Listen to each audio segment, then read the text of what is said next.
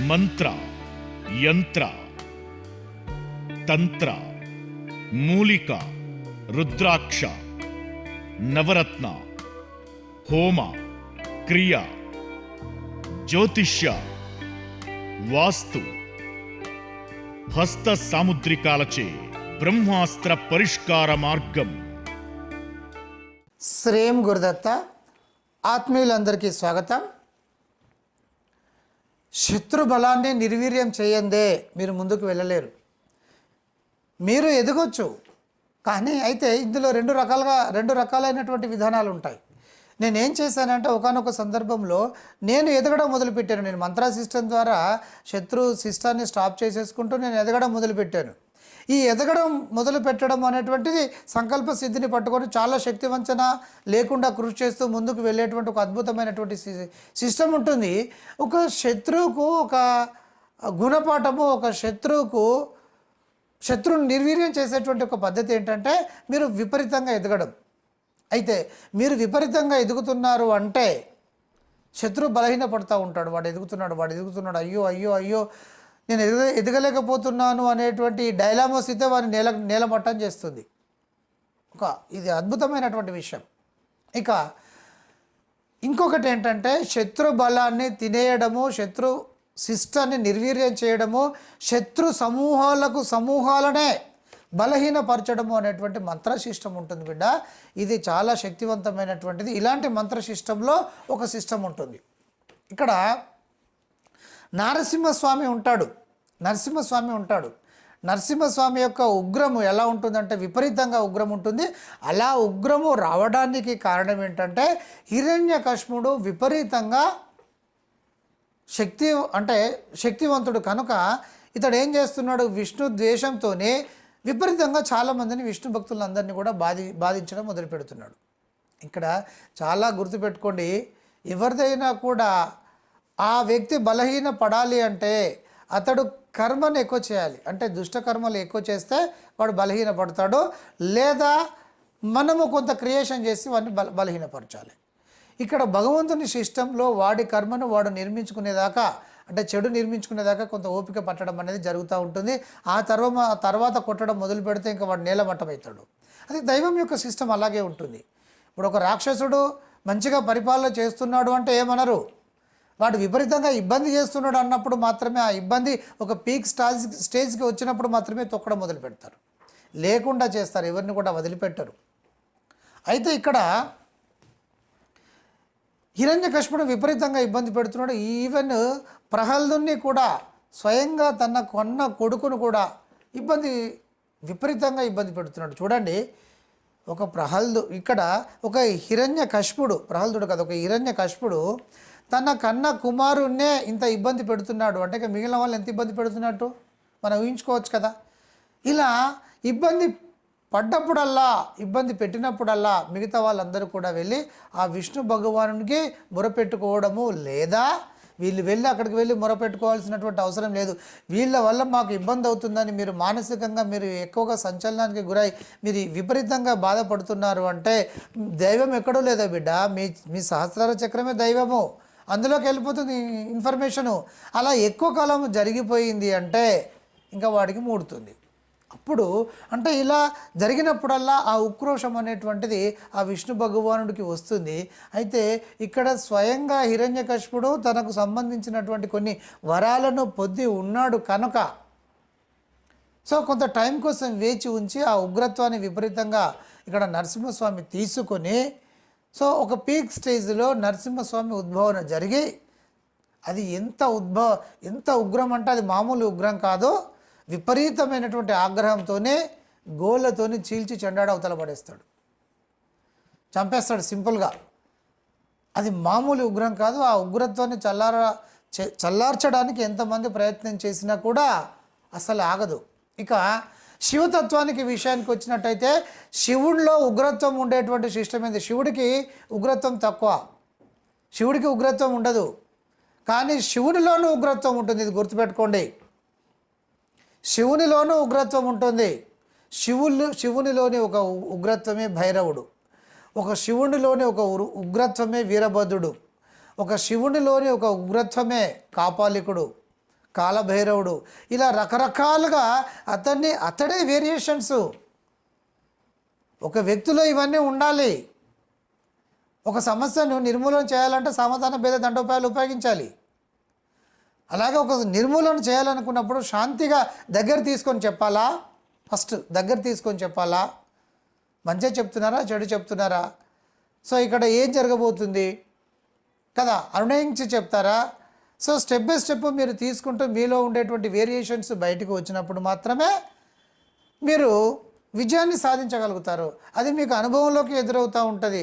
అనుభవం మీకు అన్నీ ఇస్తూ ఉంటుంది. కనుక అనుభవం వైపు మీరు ఎక్కువగా వెళ్ళాల్సినటువంటి స్థితి ఖచ్చితంగా అవసరం. ఇక్కడ శివుడు పార్వతిని రక్షించడానికి దక్ష యజ్ఞములో స్వతసిద్ధంగా యోగాగ్ని చేత దగ్ధము తనకు తాను చేయించుకోబడినప్పుడు శివుని యొక్క విపరీతమైనటువంటి ఉక్రోషంతో తను ఏం చేస్తాడంటే తన జటాజూటం నుండి ఒక జడను పెకిల్చి కింద కొట్టినప్పుడు దాని నుండి ఉద్భవన జరిగినటువంటి శిష్టమే వీరభద్రుడు.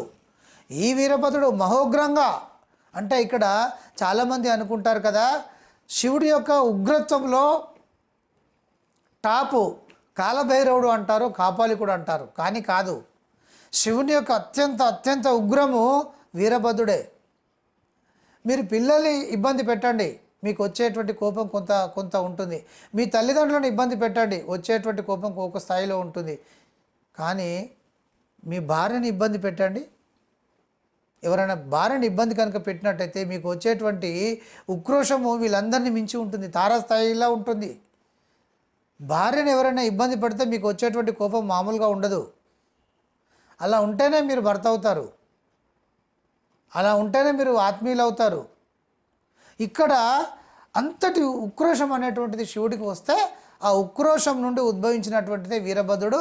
ఈ వీరభద్రుడు క్షణకాలంలో మొత్తం దక్ష యజ్ఞాన్ని క్లోజ్ చేస్తాడు. దక్షుడు ప్రజాపతి కదా, ప్రజాపతి అంటే మహాశక్తివంతుడు కనుకనే సాక్షాత్తు శివుణ్ణి ఎదిరిస్తాడు ఆయనది అని.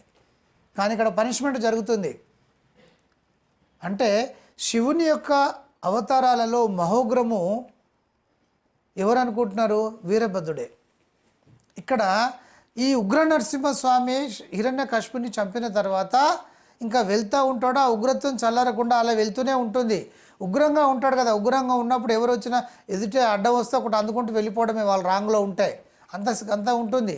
ఈ ఉగ్రాన్ని చల్లార్చాలనేటువంటి ఉద్దేశంతో అప్పటి వరకు తన అవతారాలు ఎత్తినటువంటి అనన్య సామాన్యమైన అనంతమైనటువంటి శక్తి సంపన్నుడు, అపారమైనటువంటి ఉక్రోషం కలిగినటువంటి ఆ బీజ సిస్టమ్ ఉండేటువంటి ఆ వీరభద్రుడిని స్వయంగా పంపిస్తాడు. వీరభద్రుడు స్వయంగా అంతటి వీరభద్రుడు కూడా ఉగ్ర నరసింహస్వామి యొక్క ఉగ్రత్వాన్ని తీసుకోలేకపోతాడు. ఇక్కడ ఉగ్ర వీర భైరవుని కూడా మహోగ్ర నరసింహస్వామి ఇలా లెఫ్ట్ హ్యాండ్తో పక్కన పెట్టి వెళ్ళిపోతూ ఉంటాడు.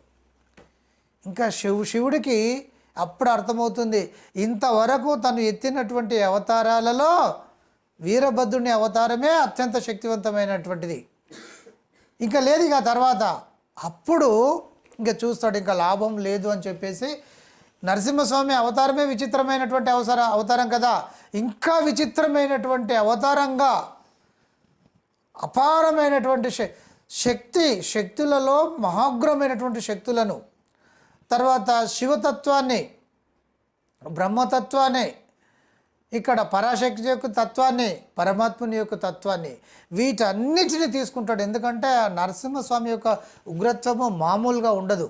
అంతటి ఉగ్రత్వాన్ని తీసుకొని శరభేశ్వర అవతారం ఎత్తుతాడు. శరభేశ్వర అవతారం ఎత్తేసి గండ బేరుండ అవతారం ఎత్తేసి ముందు కూర్చుంటాడు.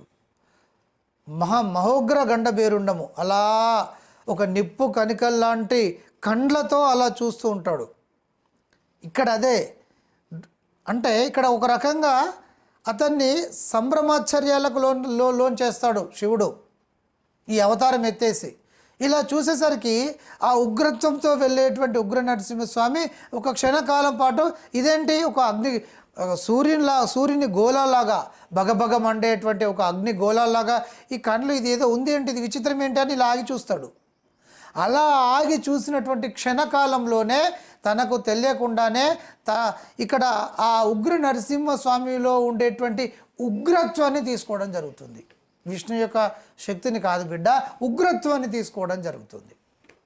ఉగ్రత్వాన్ని తీసుకోవడం అంటే నరసింహస్వామి యొక్క అవతారము అక్కడికి చాలిస్తున్నట్టు లెక్క. అది కూడా మహోగ్రంగా ఉండేటువంటి ఇక్కడ ఇక్కడ ప్రత్యంగిర అవతారం వేరు, ప్రత్యంగిరను ఆడ్ చేసుకుంటూ వెళ్ళేటువంటి సిస్టమ్ వేరే ఉంటుంది. కొన్ని సందర్భాలలో ఒక సిస్టంలో ప్రత్యంగిరను మహోగ్రంగా, ఇప్పుడు రక్తబీజుడు అనేటువంటి రాక్షసుడు ఉంటాడు, తన యొక్క రక్తము ఒక చుక్క భూమిపైన పడినప్పుడు అందులో నుండి మళ్ళీ ఒక రక్తబీజుడు బయలుదేరుతూ ఉంటాడు. ఇలా రక్తబీజులు అనేటువంటి వాళ్ళు విపరీతంగా, అంటే ఒక రక్త చుక్క పడితే దాని నుండి ఇంకొకరు వస్తారు. అలాగే ఇక్కడ కూడా అదే సిస్టము. ఒక ప్రత్యంగిర యొక్క సిస్టమ్ అనంతమైనటువంటి ప్రత్యంగిర సిస్టంగా మార్చి కూడా కొడతారు. ఇది అభేద్యంగా ఉంటుంది. ఇది ఒక స్థాయికి వెళ్ళినటువంటి వాళ్ళకు కూడా తెలియనటువంటి విషయం ఇది ఉంటుంది. ఇక్కడ అనేకమైనటువంటి ఒక దిక్కు శూలిని దుర్గా, ఒక దిక్కు ప్రత్యంగిర, ఒక దిక్కు ఆదిపరాశక్తి, ఇవి రెండే చెప్తారు జనరల్గా. కానీ తలలో ఉండేటువంటి ఒక ఆదిపరాశక్తి, తోకలో ఉండేటువంటి ఒక మహోగ్ర సిస్టమ్ అంతా కూడా విజృంభించి ముందుకు వెళ్ళేసి, సో నరసింహస్వామి యొక్క ఉగ్రాన్ని తనలో పూర్తిగా కలుపుకోవడం జరుగుతుంది. పరిపూర్ణంగా ఆ ఉగ్రత్వాన్ని కలుపుకోవడం జరుగుతుంది. అదే శరభేశ్వర అవతారం. ఇక్కడ ఈ శరభేశ్వర అవతారం ఇక్కడ శివతత్వంలో ఒక టాప్కు టాప్ అంటారు కదా, ట్రైనర్ ద ట్రైనింగ్ అని అంటారు. టాప్లో టాపు, శిఖరాలకే శిఖరమైనటువంటి సిస్టమ్ ఏంటంటే శరభేశ్వర. ఈ శరభేశ్వర సిస్టమ్ ద్వారా కూడా పరబలాన్ని తీసుకునేటువంటి సిస్టమ్ ఉంటుంది. అలాగే ఇంకా ఇక్కడ శరభేశ్వరుడే కాదు, కొన్ని రకాల విష్ణుతత్వాల నుండి, కొన్ని రకాల అమ్మవారి తత్వాల నుండి, కొన్ని రకాల బ్రహ్మతత్వం నుండి కూడా, నిర్గుణ స్వరూపాల నుండి కూడా పరబలాన్ని తీసుకునేటువంటి సిస్టము కొంత ఉంటుంది. ఇది మీకు కొంత నేను తెలియజేస్తున్నాను. ఇలాంటి సిస్టమ్స్ కోకొల్లలుగా ఉన్నాయి.